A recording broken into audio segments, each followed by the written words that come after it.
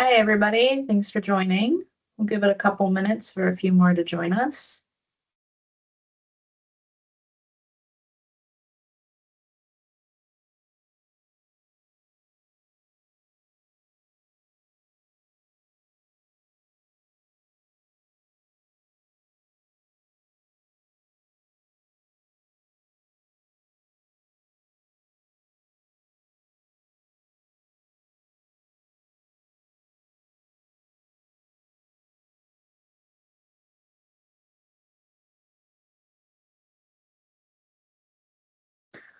Welcome, everyone. I see we have 30 people that have joined. I had over 60 that registered, so I'm going to give it until 12:02. So sit back, and there's no chat. You can react, which is that little smiley face at the top. And you also can enter any questions into the Q&A.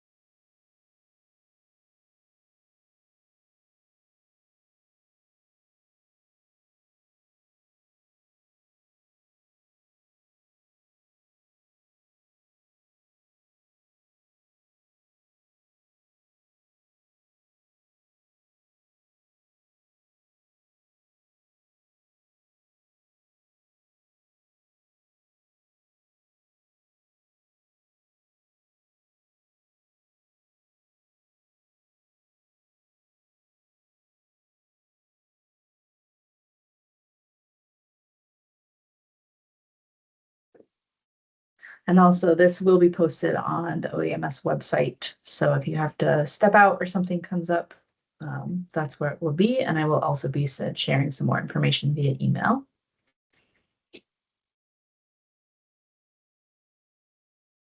All right, 12:02. So this is an ambulance operating deficit grant process and policies. So all of you either have a completed contract or it's in progress, almost completed. Just kind of an overview of the topics that we're going to be covering today. The overall grant requirements, kind of again digging in a little bit into the grant contract, invoicing and reimbursement process. If you need throughout the progress of the grant any budget or work plan changes, the grant closeout process and what's needed to actually finalize and complete the grant, and then the additional requirements for grants $50,000 and over.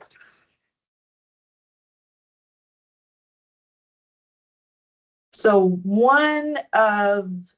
this is kind of tucked into the grant contract, and I wanted to highlight it for all of you because it is a requirement by statute. This came from the 2025 legislative session, specifically Chapter 16B 98, Subdivision 5D. And it also is in the Office of Grants Management Policy 0804. In your grant agreement, it says that the grantee, so that's you all, must clearly post on the grantee's website the names of and the contact information for the organization's leadership and the employee or other person who directly manages and oversees the grant for the grantee. So for you all, that would mean the ambulance service leadership contact information. That probably already is on your website, but just making sure that there's some additional language and just the contact information. It can be the general ambulance service email or phone number for whoever's managing the grant. And I know with municipalities, that would also apply, just again, who would be managing the grant. So hopefully that's kind of it's again tucked within the grant contract, but I wanted to point it out because it is a requirement that we would need to review in order to close out the grant. So making sure that that's on there. And for any of you who don't have a website, you don't have to do this piece. So payment process. This is a quarterly invoicing reimbursement grant. So that means that there's only basically a 2-week period on a quarterly basis that you can submit to your invoice. The submission deadline is the 15th of the month following the end of that previous quarter. Late invoices, so you can submit technically at any time once I send out the link, but they won't be processed until the next payment period. And invoices will be processed in the order that they are received. So a bunch of you should have some coming up in April. And if not, you basically any time within that executed grant contract that you have done work and you have paid for something, and you are requesting reimbursement, if you end up submitting in October for work that was completed in January, that is fine. Obviously, you probably want to get paid before then, but just kind of an overview of how that works, because this is a bigger grant program for us to manage, so we're just trying to do the invoicing within the 2-week period to allow us to process, and then allow finance to actually process the payments, because that's once we do the invoice and approve everything and review it, that's a whole other piece that's out of our hands. But just kind of allow for that time frame so that we can process them. I'm going to drop this in the chat. This will also be over in, well, I can submit to the chat even though it's turned off. Let's see what happens. Should come off. This will also be sent out via email and in a handout that we have. The operating deficit grant invoice. So we're going to be doing this for FormSAC, the IntelliSAC link, which y'all are familiar with. That's what we do a lot of our work through.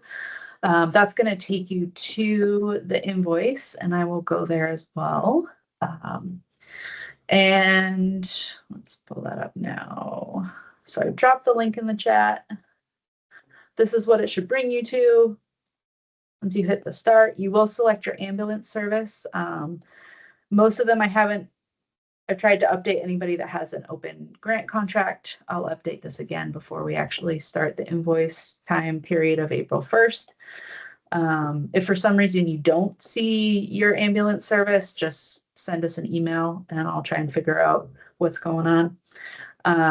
The important thing that you need to have is your grant contract number. So this is a 6-digit number starting with the number 2. It's typically within the title of the executed grant contract that you received. And if you open that up, it's also usually at the top of that document. And there's a bunch of other numbers as well, but we want that 6-digit number.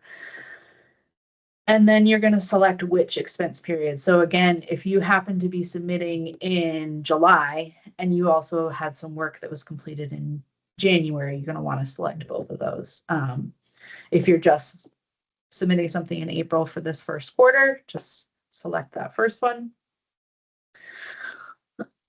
One thing, so based on your budget and work plan, which was in your overall contract and everything that we had to work through, we've got the operational expenses and the capital expenses. So no matter how many line items you had within each of those, it's either going to boil down to the operational or capital expenses when you actually enter it in to the invoice. So that's why there's just the 2 categories. And this will auto-populate based on what you put in here.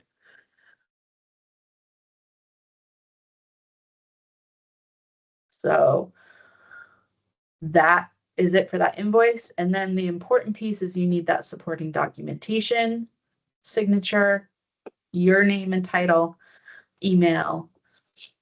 And I want to get to my next slide before I go into some of those other ones. Let's pull that back up.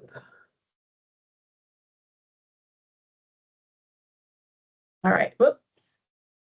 So after you complete that overall invoice and you hit submit, the confirmation email should be received of the email that you enter. If you do not receive it, reach out to us because we want to make sure that we did receive it, and if there's any issues going on. So it should print out a screen that once you hit submit, thank you. You will see it in your email as well of what you submitted. So again, if you don't see that, let us know. All right, there was supporting documentation. The important pieces, you would need the reimbursement. This is a reimbursement grant. And you're going to need to submit the receipts, invoices, payroll reports, etc.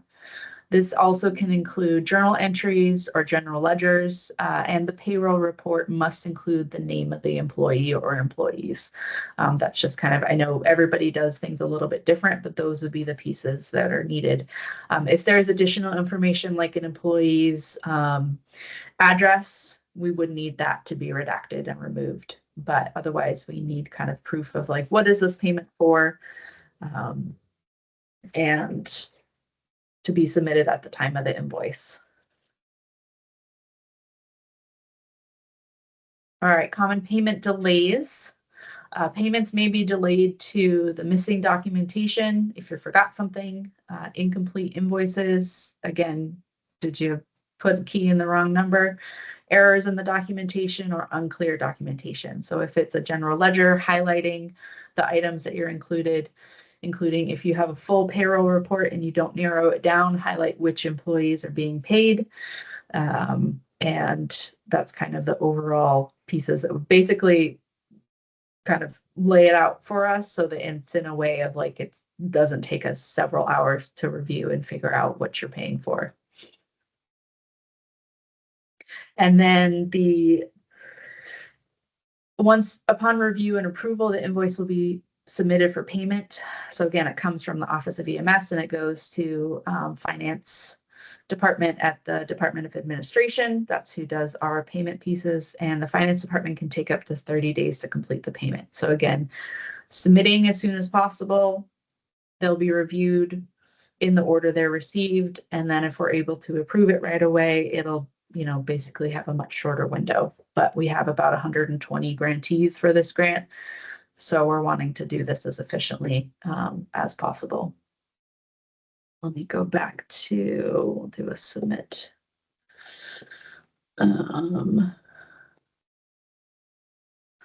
me drag and drop a file in there so I can hit submit. So just so you can see that.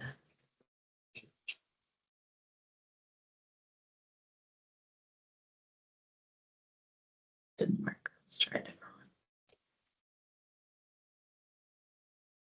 one. Again, signature. Do a short.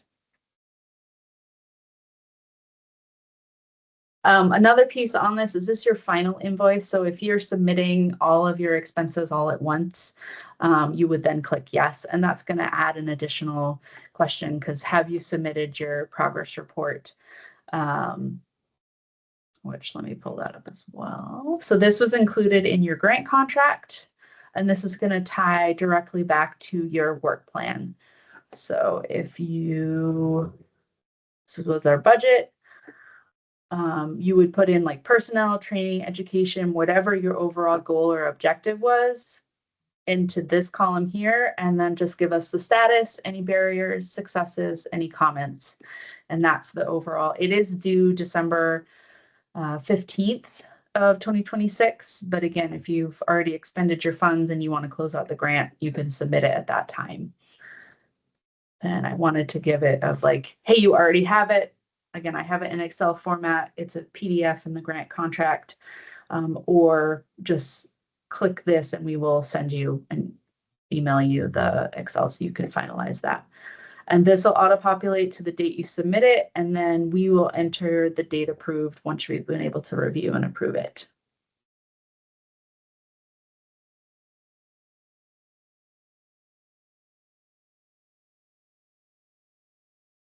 All right, I wanted to go over kind of if you have any changes during the grant period.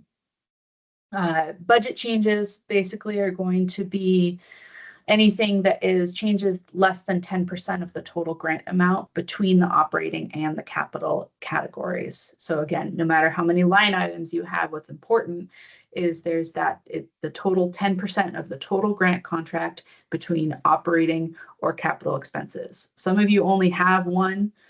So as long as you're not completely planning to decide, hey, I'm putting this towards an ambulance or some other device, that's going to be fine. but just letting us know if you've had a change. Just send us an email and say, hey, this is changing. It doesn't, if you have a difference in the amount of something that was estimated and it's not impacting those categories, again, we can only use the total amount of the grant, but that's not something you need to let us know. Just submit that documentation when you submit the invoice.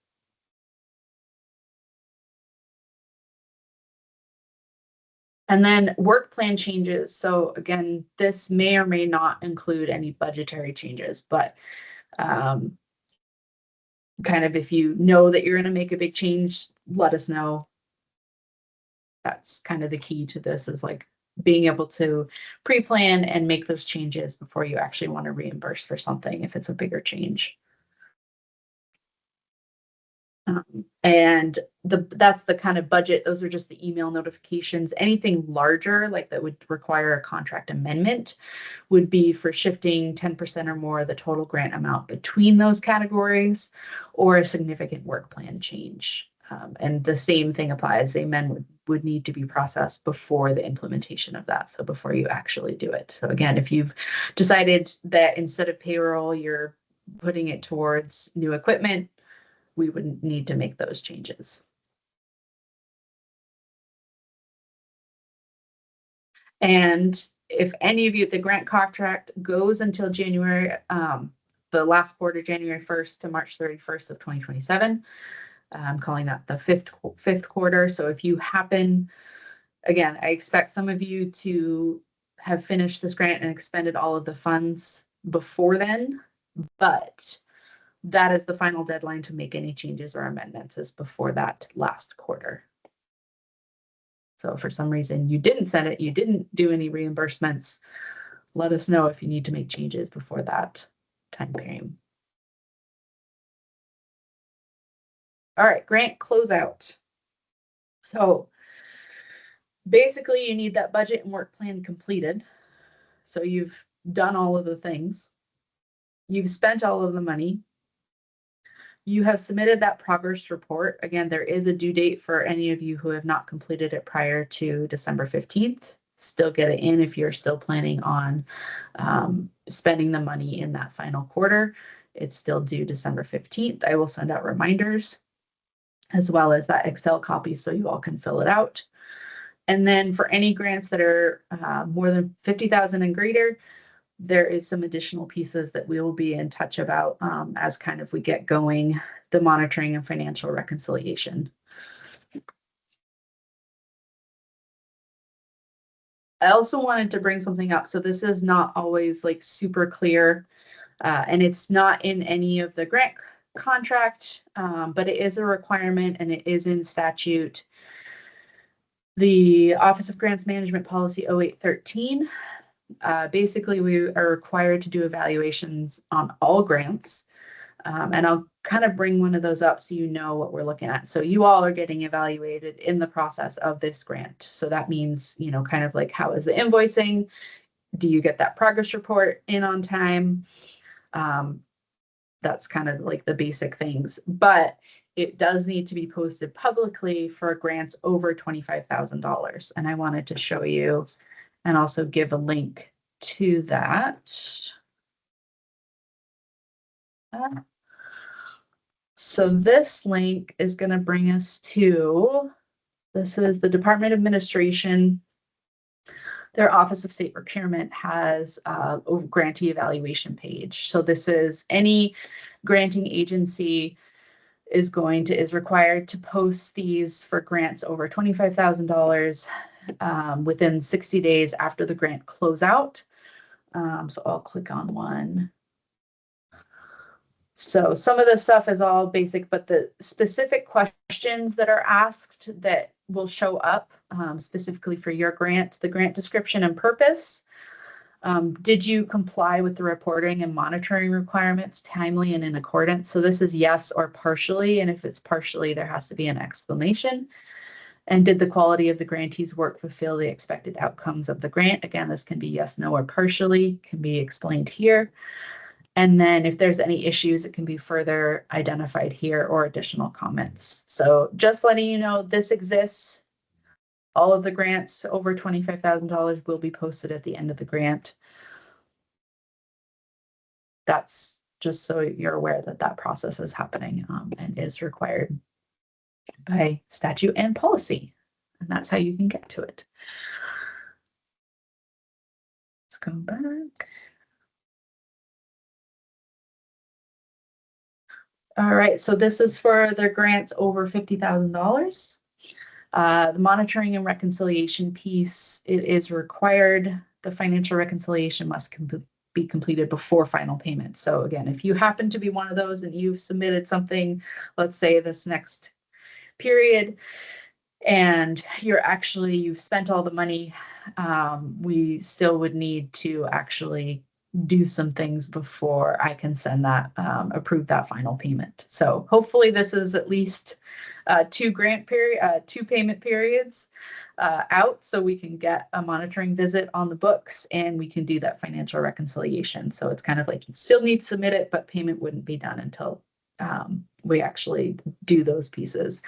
And the big piece of this is because you're already submitting documentation with the invoices, usually the only additional piece we would need would be proof of payment, may be requested. If it is not included in the documentation, and it's not required to be, but if it's not included, you have a grant over $50,000, we would be requesting that to complete the financial reconciliation. And then the in-person monitoring visit, that's something that can be scheduled, and we would just figure out a time to kind of go over things. It would need to be in person. So me or another grant person, hopefully that we're hiring, will be coming out, and then we can get the grant finalized. So that's what I have. I knew we wouldn't take the whole hour, but wanted to give us time just in case. Again, you can reach me at thefinance.oems@state.mn.us, and then my direct line is 651-201-2809. And then I'll double check if it was in the chat if there's any questions. Nope. Okay. And again, this webinar will be posted on the OEMS website, and I'll be emailing out a handout with all of the information that we covered today, as well as the links, and so that you can access that form stack. Well, I appreciate all of your time, and I hope everybody has a good day, and reach out if you have any questions. Thanks.